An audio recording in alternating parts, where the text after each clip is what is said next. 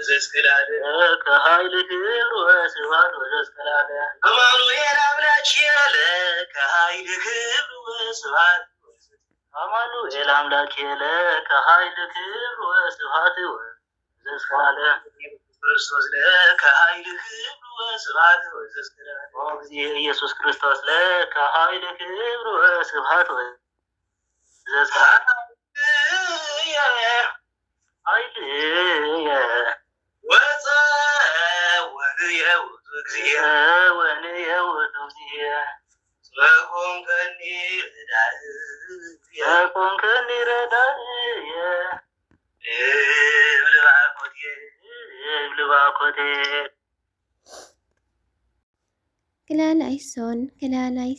ክላላይሶን ሰሙነ ሕማማት ዘረብዕ ኣብ ሰሙነ ሕማማት ዘላ ረብዕ ሰለስተ ነገራት ዝተፈጸመላ መዓልቲ እያ። ኣይሁዳውያን ንጎይታ ክቐትሉ ተማኺሮም ዝተስማዕምዑሉ መዓልቲ እዩ። ጎይታናን መድሓኒናን ኢየሱስ ክርስቶስ ኣብዚ ዓለም ብሓፂር ቁመት ብጸቢብ ደረት ብዙሕ ትእምርቲ ተኣምራትን ይገብር ስለ ዝነበረ ኣይሁዳውያን ብዙሕ እዋን ክሕዝዋን ክቐትልወን ይሓስብውን ይደልዩን እኳ እንተነበሩ ክኾነሎም ግን ኣይከኣለን። ምኽንያቱ ድማ ጎይታ ተሰቒሉ ንዓለም ዘድሕነላ መዓልትን ሰዓትን ስለ ዘይኣኸለ እዩ። ጎይታ ግዜ ገና ኣይበጽሐን፣ ጊዜኡ ስለ ዘይኣኸለ እናበለ ግሊጹ እዩ።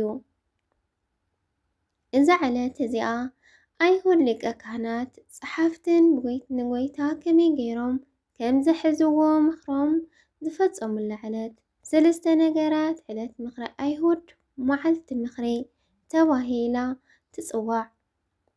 እቶም ሊቃናት ካህናት ፈሪሳውያን ከዓ ብሊቀ ነቢያት ቅያፋ ተመሪሖም ጉባኤ ኣኪቦም ኩሉ ሰብ ካብ ዝጠፍእ ሓደ ሰብኣይ እንተሞተ ይሕይሽ ኢሎም ብምባል ንጎይታና ዝሕዝዎም ብድሕሪ እዚ ንክቐትልዎ ናይ መወዳእታ ውሳኔ ዝወሰኑላ መዓልቲ እያ። ማቴዎስ ወንጌል 26 ካብ ፍቕዲ 1 እስካብ 5 ማርቆስ ወንጌል ካብ 14 ካብ 1 እስካብ 2 ሉቃስ ምዕራፍ 22 ካብ 1 እስካብ 4 ዮሐንስ ወንጌል ምዕራፍ 11 ካብ 45 እስካብ 53 ካልኣይ ጎይታናን መድሓኒናን ኢየሱስ ክርስቶስ ኣብ ቤት ስምዖን ብሓንቲ ሓጢት ሰበይቲ ብቅዱስ ሽቶ ዝተቐበሉ መዓልቲ እዩ። እዛ መዓልቲ እዚኣ ጎይታናን መድሓኒናን ኢየሱስ ክርስቶስ ኣብ ቤታንያ ኣብ እንዳ ስምዖን እቲ ለምጻም ዝተባሃለ ምስ ኣተወ ብሓንቲ ማርያም ዝተባሃለት ሓጢት ሰበይቲ ሓደ ፍርቂ ኣብ በስንቲ ዝኸውን ቅዱስ ሽቶ ወሲዳ ዝቐብአትሉ ብንምዓታ ኣጋሩ ጎይታ ሓፂባ ብፀጉሪ ርእሳ ጌራ ዝደረዘትሉ መዓልቲ እዩ። እታ ሓጢስ ሰበይቲ ንጎይታና ቤት ክቡር ሽቶ ጌራ ክትቀብኦ እንከላ እቲ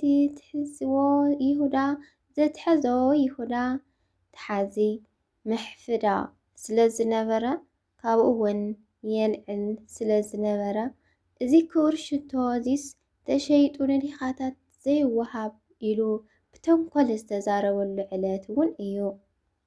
ጎይታናን መድሓኒናን ኢየሱስ ክርስቶስ ድማ ንተንኮሉ ፈሊጡ ንመዓልቲ ቀብረይ ዘዳለወቶ እዩ እሞ ሕደጋ ዲኻታትስ ኩሉ ግዜ ምሳኹም ኣለዎ፣ ንዓይ ግና ኩሉ ሳዕ ኣይትረኽበንን ኢኹም ብምንኣድ እዚ ወንጌል እዚ ኣብ እትሰብሖ ዘበለ ኣብ ኩሉ ዓለም እዛ ንሳ ዝገበረቶ ንመዘከርያ ከም ዝነግር ብሓቂ ይብለኩም ኣለኹ በልዎም።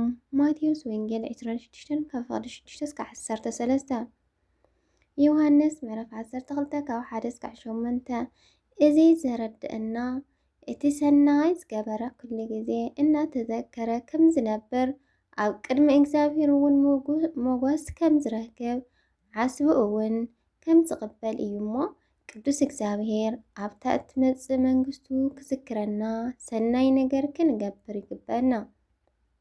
ይሁዳ ንጎይታናን መድሓኒናን ኢየሱስ ክርስቶስ $30 ክሸጦ ዝተወዓደሉ መዓልቲ እዩ። ይሁዳ እታ ሓጢ ማርያም እናበኸየት ክውርጨና ኣብ ርእሲ ጎይታና ከተፍስስ ከላ እዚ ክንዲዚ ዝኣክል ጥፍኣት ንምንታይ እዩ? ተሸይጡስ ንዲኻታት ግዳ ምተወሃበ ነይሩ ኢሉ ደንገጸ።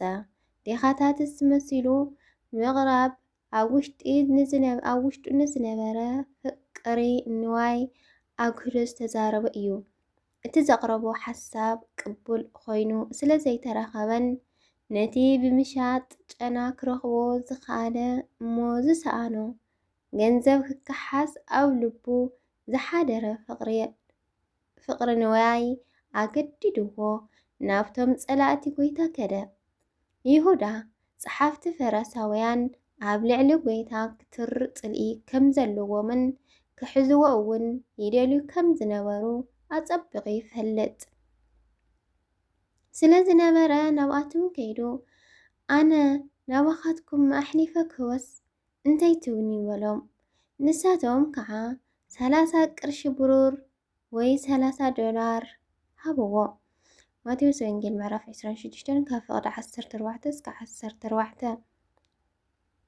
ካብ 14 እስካብ 16 ሉቃስ ምዕራፍ 22 ካብ ፍቕዲ 3 እስካብ 6 በዚ ዘይጠቅም ገንዘብ ድማ ነቲ ናይ ነገስታት ንጉስ ናይ ጎይታት ጎይታ ዝኾነ መድሃኒ ዓለም ክርስቶስ ናብቶም ጨካናት ኣይሁድ ኣሕሊፉ ሃቦ። ሎሚ እውን ከም ይሁዳን ቤተ ክርስቲያንን ኣገልገልታን ክፉእ ኣሕሊፎም ዝህቡ ኣይትሰኣኑን። መወዳእታኦም ግና ጥፍኣት እዩ። ስለዚ ኩላትና ካብ ክፍኣት ግብሪ ርሒቕና ንቤተ ክርስቲያናን ንኣገልግልትናን ክነኽብርን ይግበአና። እዛ መዓልቲ እዚኣ እምበኣር ኣይሁዳውያን ንጎይታናን መድሓኒናን ኢየሱስ ክርስቶስ ክቐትልዎ ተስማዕሚዖም ዝወሰኑላ መዓልቲ ስለ ዝኾነት ቅድስቲ ቤተ ክርስቲያንና ጾመ ድሕነት ኢላ መዓልቲ ረቡዕ ብሰሙን ክትጽወም ከም ዘለዋ ኣውጃ ትርከብ። ኣሜን።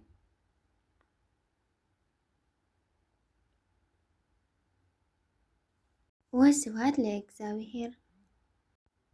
እንበለ ሕማም እንበለ ደዌ ወሕማም ወእንበለ ጻር ወድካም አመ ከመዮመ ያብጽሐነ ያብጽሐክሙ በፍስሐ ወበሰላመ ክርስቶስ መጸ ወሃመ በእንቲአነ በሕማማቲሁ በዘወነ።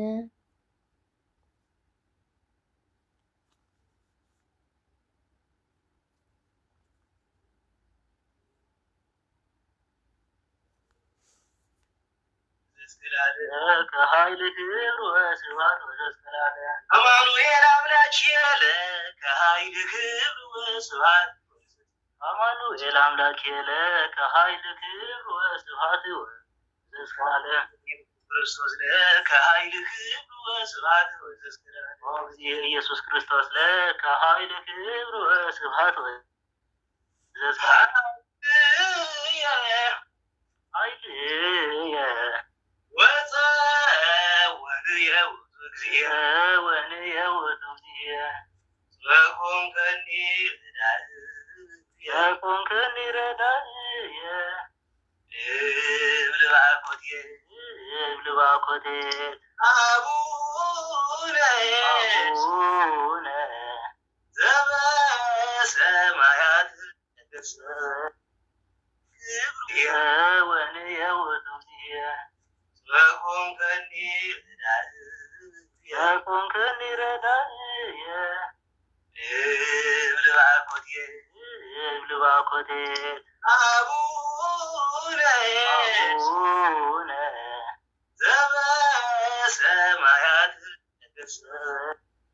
ክላላይሶን